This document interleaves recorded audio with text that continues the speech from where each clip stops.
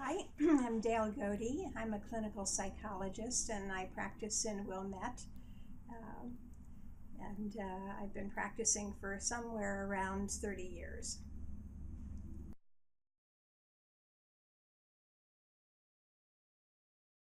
Well, I actually see a wide range of people, mainly adolescents and adults these days, with a variety of problems. I have interests in depression and anxiety and relationship problems, and issues of loss, I think are very important. I've seen a lot of people related to losing a family member or their own losses, such as physical illness. Maybe another interest is working with people who are struggling with self-esteem issues. It seems like a prominent and common issue for people, and one that dogs us a lot. Instead of identifying problems that I specialize in, I'm more interested in how to use people's strengths to help them deal with their underlying vulnerabilities, conflicts. So I'm not very focused on specific symptoms or kinds of problems, more on who someone is as a person, and all their complexity. And people are really complex. So.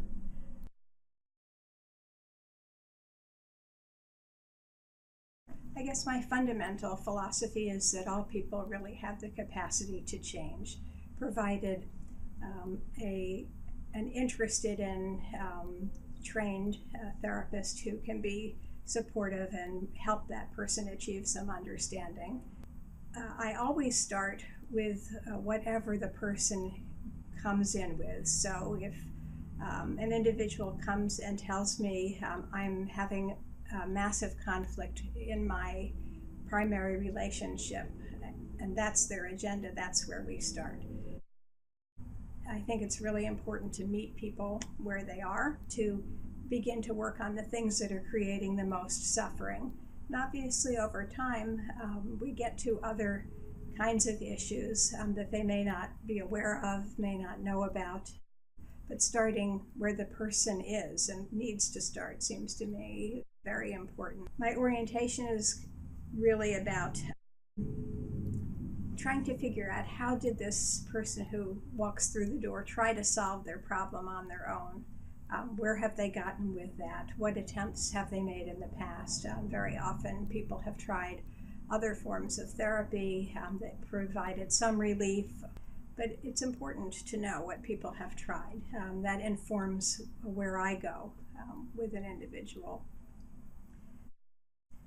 One of the things I find really important is to try to identify repeating patterns in the way people think and feel, and in their relationships, to try to identify self-defeating patterns, ways in which people unwittingly trip themselves up, get themselves stuck, so that we can get them unstuck.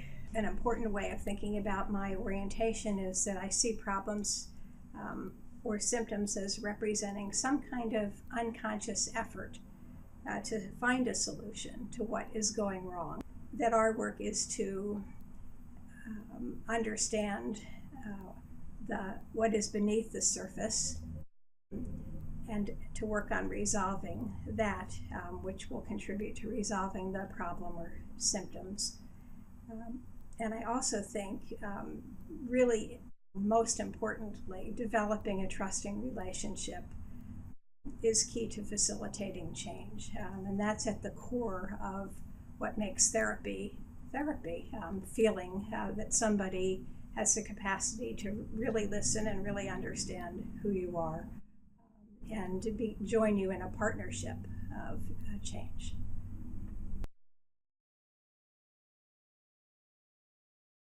As my patients are in treatment or are leaving, they've often said what they really value most is that I'm a very careful listener, and that I'm non-judgmental, and they experience me as warm and responsive, and that is one of my goals, I think. So what I really do is I think I work to clarify any person's thoughts and feelings, and to make connections between those and the patterns that they have of relationship with themselves, with other people, and to understand how those contribute to the places where they get stuck. So some things that I'm interested in helping people do are to look at the present, what's going on, for instance, in a current work situation, in a love relationship that's creating distress, how the ways that they think and feel about it might be making them miserable in additional ways. I'm interested in people thinking about and looking about their childhood experience growing up, what their family situation was like, how they got along with each parent, with their siblings, because I feel that early experience creates kind of a roadmap for people, and they carry that roadmap into their adult relationships, and often unwittingly repeat aspects of their old experience and new relationships that trip them up. I also am very interested in looking at dreams if people want to, because dreams are a kind of encoded symbolic system of what goes on in our minds that we sometimes can't access very readily. So I encourage people to bring dreams if they're interested in that. And we talk about how people experience themselves, their own self-evaluation, how they experience other people. And all of this is oriented to make connections between thoughts, feelings, and experience, to learn more what's going on within oneself. I also encourage people to talk to me about how they feel about our work together. I think it's very important because a major goal that I have in working with anybody is to develop a partnership. I don't see myself as being a guru who has the answer, but as a partner in helping people discover more for themselves, where they're stuck, how to change things. Probably all of my interventions are really oriented to help people develop greater self-understanding, because self-understanding opens up new ways of thinking about things, new ways of feeling about things. Sometimes the solutions are fairly obvious. For instance, people who struggle with let's say overeating know that they can join Weight Watchers, they can exercise, but there are reasons they can't do it. So self-understanding around any problem, I think, is fundamentally important to the change process, and that's a large goal that I have in working with people, to help people figure out their own roadblocks to change.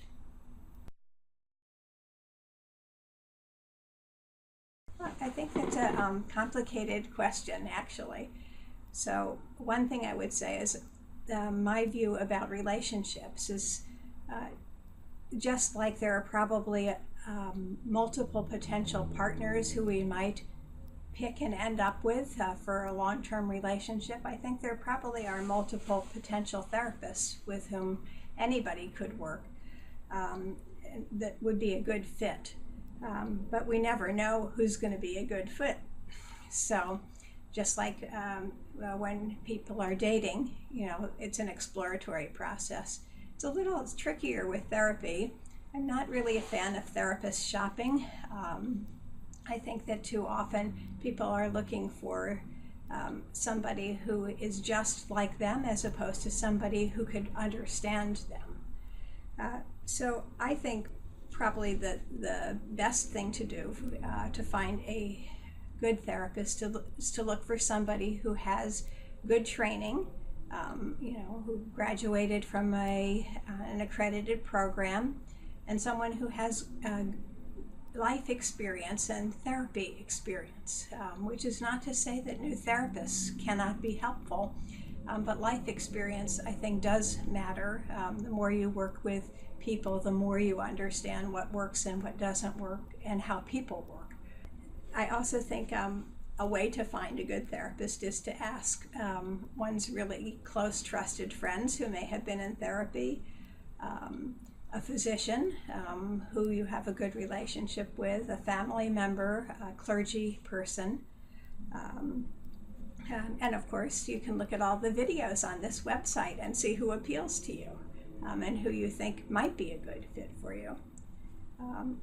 Also, I think that when you go to see somebody, an important thing is to trust your own experience. So at the end of the interview, you should probably ask yourself, do I feel relatively comfortable here? Nobody feels comfortable going to therapy in the beginning. It's a high anxiety situation. It takes a lot for all of us to make the phone call and get in to see somebody. So I don't think we could expect to be completely comfortable, maybe for quite a while. But do you feel comfortable enough in telling your story? Do you feel like the person you told your story to really listened? Do you feel like they understood the most important pieces of what you're struggling with? And do you leave that first session feeling a little bit more hopeful that these issues can really get worked out over time? So I think that's important. So everybody is different. We're never going to find somebody who is just like us in every way, shape, or form. People often think, oh, if I'm in the middle of divorce, I should see somebody who's been divorced. If I'm gay, I should see somebody gay, etc. And I think this is sometimes a mistake because we're all limited by our own experience, but a good therapist can put themselves in somebody else's shoes, whether or not they have had the similar life experience. So it's really about feeling understood and well met, I think.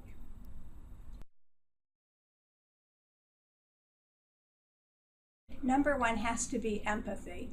And research, I think, is suggesting that empathy is not something that can really be taught. It's something that develops early on from early mother-child interaction.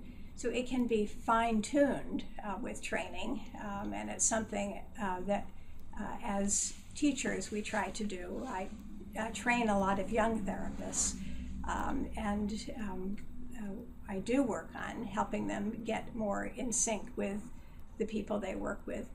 But I think empathy is the number one trait that's important. If your therapist can really understand your experience from the inside out, you're likely to receive help at a deeper level. I think second, I would say curiosity and thoughtfulness are very important for a therapist.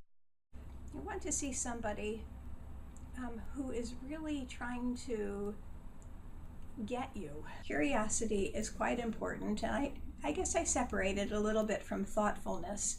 I think thoughtfulness is about something that's going on in your therapist's head that you might never know about, but is that your therapist is thinking about ways to understand you and how you're put together, and what will be helpful for your therapist to do to be helpful to you. I think it's also really important to have a therapist who's reliable. That is, your therapist should be there for every appointment and be there on time or very close to on time.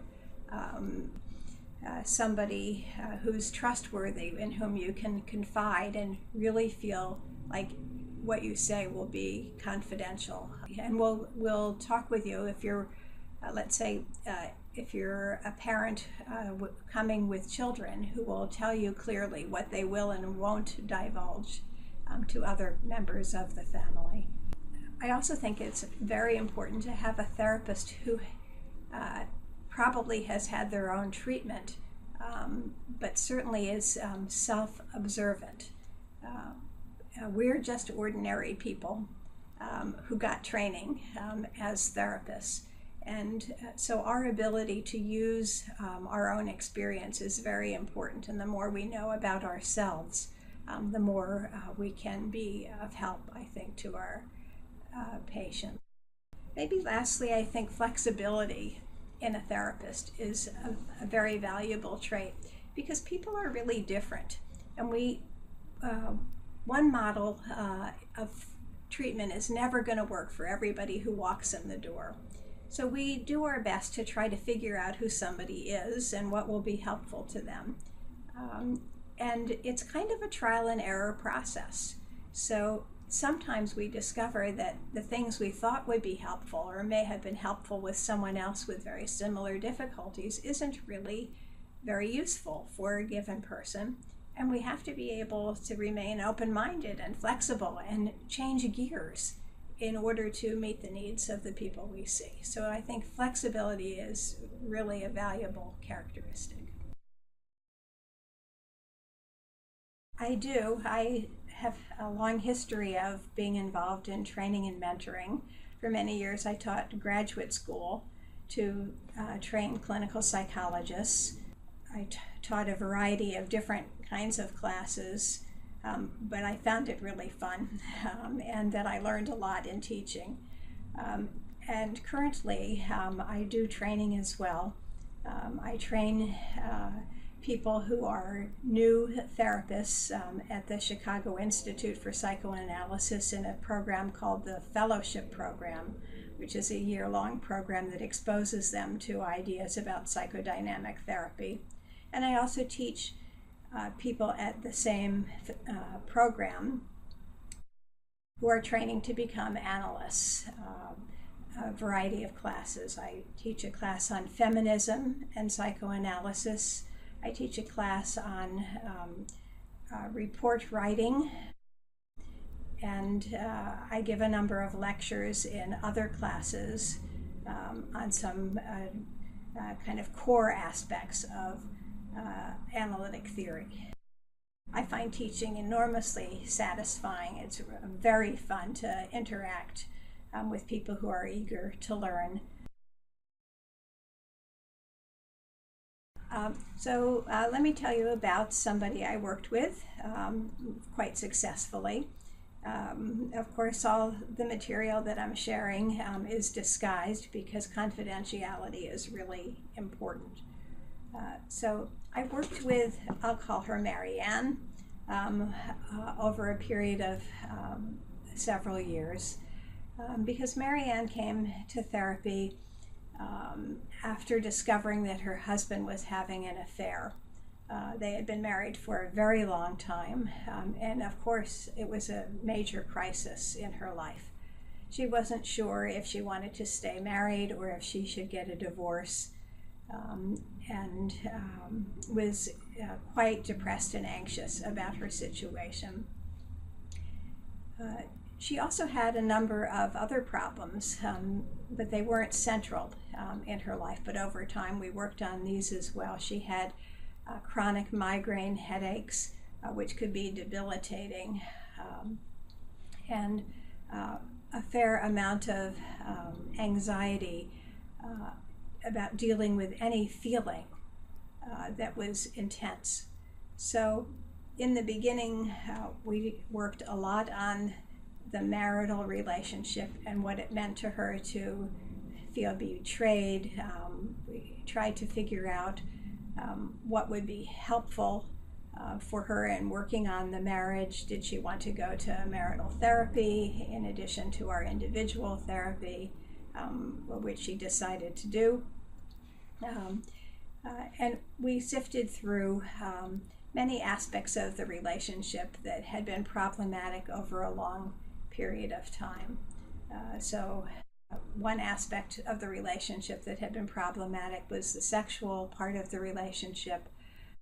And Marianne had a lot of inhibitions about her sexuality. So over time, we worked at understanding where did those come from. She was very eager to be a more participatory partner with her husband, but she kind of froze.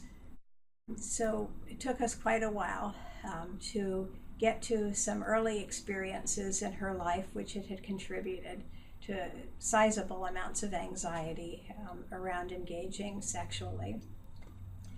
She also had these migraines which were debilitating, and over time what we learned was that whenever there was a very intense amount of feeling, the migraine kind of swooped in on her and incapacitated her. So in a way, the migraine was a shutdown mechanism for the intensity of feelings. Marianne had grown up in a family where everything was supposed to be nice, which meant that troublesome feelings like anxiety, hurt, anger, sad feelings had no room. She once said to me that her household, it looked like House Beautiful. Everything was beautiful on the outside, but the inside of the home was full of conflict, tension, and stress. And her mission was to kind of keep everything manageable. So the way of keeping everything manageable was to not feel too much. But of course, it wasn't a really successful strategy, since part of her upset was channeled into her body and created these debilitating migraines. So over time, we made space for her feelings. She came to know them, to be able to identify, oh, I think I was feeling really anxious right before that migraine happened. I was really anxious because I was mad at my husband, or I think I was feeling really hurt when that happened. So she developed a vocabulary for her feelings. The more she developed the vocabulary for feelings, the fewer migraines she had, so that at the end of our treatment, she was not completely migraine free. That had been my hope for her and hers for herself, but she had many fewer migraines. She had worked out many aspects of her relationship and stayed married, which she was happy about. She was much more at ease, just being with herself, with her thoughts and feelings. So it was very rewarding as her therapist to be a partner in facilitating all of that change and growth. And episodically, I hear from her about what's going on in her life, which is also very sweet for me. One of the hard parts about being a therapist is sometimes we don't hear the story after people leave. So hopefully we know when they leave that they're in a better place than when they came. But we get attached and we want to hear all the good stuff that goes afterwards, as well as the continuing problems. And she has a periodic check-in. So I'm very pleased with our work and that we still have that strong connection. Being a therapist is a very rewarding profession. So I always tell young people who are looking for career paths, pick something that you really love, because you're going to spend most of your waking time doing it. And I really love what I do. And I guess what I love is that each person is really unique. And it's kind of a fun enterprise to understand who people are, and an honor to really be let into how they tick. So it's stimulating intellectually. It's rewarding to see that people change and grow and to be a part of that process. It helps me develop my skills further. So I'm always learning things from my patients about what works and what doesn't.